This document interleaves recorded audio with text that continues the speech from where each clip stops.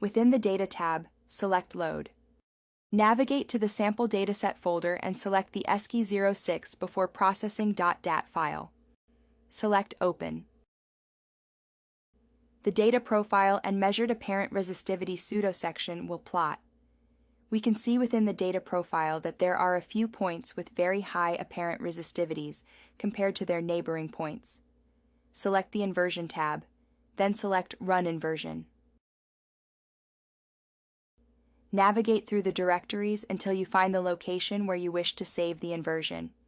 Give the inversion a file name and select Save. The inversion will proceed.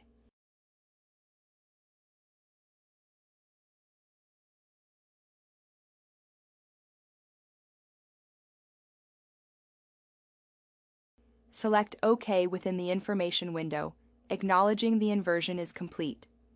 Notice that the program has stopped at iteration 6. Select the Error Statistics button within the Edit Data portion of the upper ribbon of the Result/Model tab. Notice that the L1 and L2 norm data misfit % are quite high, and we can see several outliers on the plots. Select the 15 rightmost histogram bars.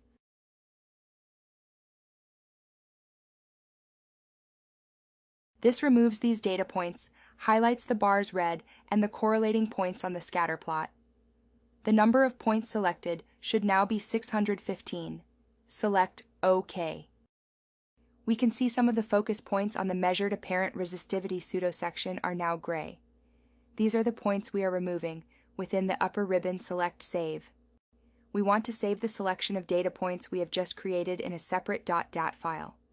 Navigate to the course file location and select Save. We can see the suffix _ed was added to the original file name to indicate edits were made.